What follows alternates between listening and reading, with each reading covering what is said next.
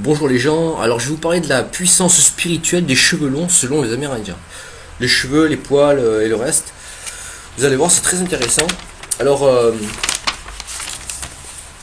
dans la culture amérindienne nordique, les hommes et les femmes sont reconnus par la longueur et la splendeur de leurs cheveux. Alors se faire couper les cheveux par des oppresseurs a longtemps été représenté comme une soumission et une défaite d'un peuple par l'humiliation. Voilà, si vous étiez capturé par les ennemis, ça, ils vous coupaient les cheveux, vous étiez humilié. Voilà. La manière dont un peuple se coiffe est un alignement de sa pensée. Alors les traits, ça représentait l'unité de pensée. Les cheveux attachés, c'était la sûreté de la pensée. Et la couleur, ça représentait la conviction de la pensée. Alors l'aspect des cheveux a une grande importance, car chaque style représente un état d'esprit différent. Les cheveux sont largement considérés comme une extension des pensées. Leurs styles sont particulièrement importants car ils dépeignent et annoncent la participation à divers événements. Alors votre style de cheveux indique votre état de gaieté ou de deuil à un moment donné. Voilà, si vous êtes célibataire ou marié, votre âge et votre statut tribal. C'est une représentation de vos sentiments et de votre situation de vie, tout simplement. Alors les différents styles marquent l'appartenance à une tribu et certaines sont portées pour indiquer les temps de paix ou de guerre. Les cheveux ne sont tout simplement pas un accessoire de mode pour la construction esthétique. Voilà, c'est pas juste là pour faire beau, ou ceci, cela. C'est littéralement l'apogée de l'expression spirituelle, d'accord, et une source de force, d'intuition et de puissance. Généralement, nous pensons que les cheveux sont simplement une question de préférence personnelle, mais c'est beaucoup plus que cela. Tous les poils sur votre corps sont là pour une raison. Les poils sur les jambes régulent le système glandulaire et stabilisent le champ électromagnétique d'une personne. Les poils sous les aisselles, ils protègent la zone très sensible des systèmes nerveux parasympathiques et sympathiques, et qui affectent le cerveau et le niveau d'énergie. Les sourcils protègent les yeux du soleil et de la sueur. La barbe des hommes couvre le centre de la lune grâce au menton et les protège de la haute énergie de la lune.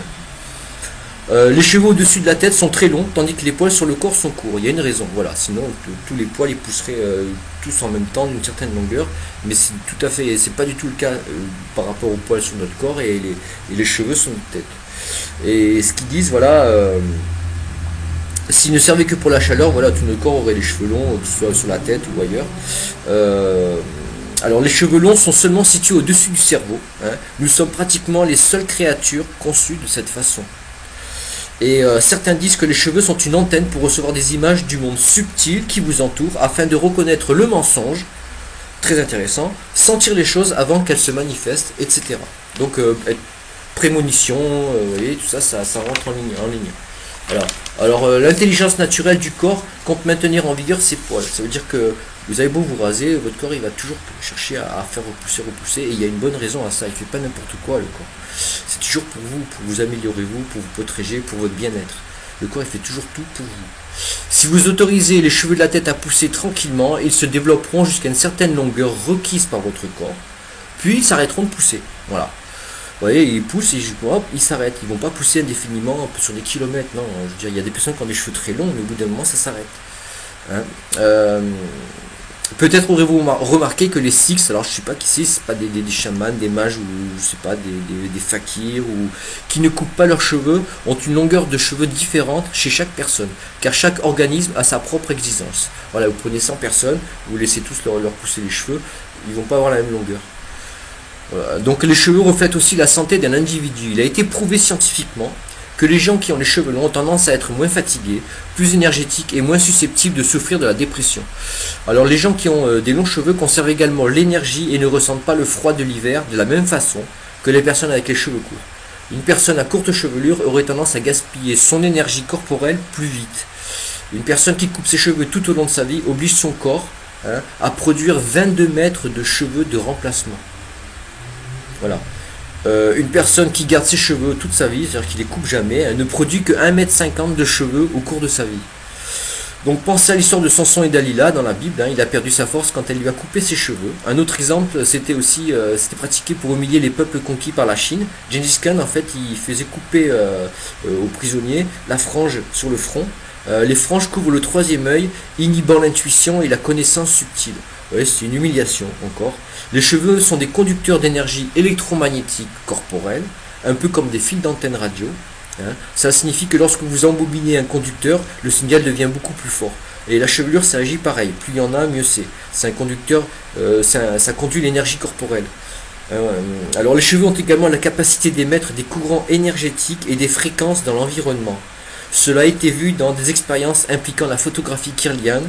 Alors photographie kirliane, c'est un appareil qui vous permet justement de voir le champ électromagnétique d'une personne ou sa bioluminescence, voilà, si vous préférez. C'est un spectre lumineux, une longueur d'onde au niveau des photons que nous on ne capte pas. Mais qu'on peut voir à travers un appareil, et justement on voit le champ avec différentes couleurs, différentes nuances. Alors les cheveux longs, son champ d'énergie il est beaucoup plus actif, les cheveux courts il est beaucoup plus, il a une autre couleur, il y a pas mal c'est très intéressant la photographie kirliane.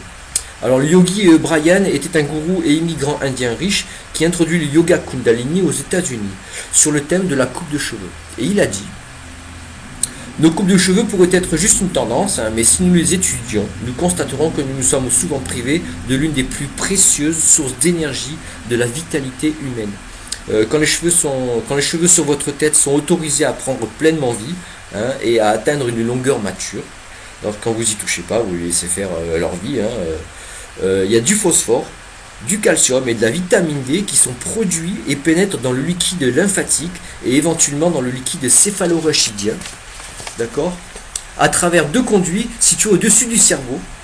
Alors ce changement ionique crée une mémoire plus efficace et conduit à une plus grande énergie physique, à une amélioration d'endurance et de patience. Vos cheveux ne sont pas là par hasard, ils ont un but précis, que certains sages découvriront et d'autres se moqueront. Mais ça, voilà. Voilà, j'ai fini le premier morceau sur les cheveux. Vous allez voir, il y a le deuxième truc qui arrive. Et pourquoi? Qu'est-ce qui s'est passé? Pourquoi on nous a caché ça, cette information?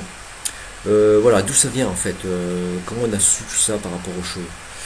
Bon, ce sera dans la deuxième vidéo. Toujours pareil sur les cheveux. Voilà. Salut, ciao, ciao.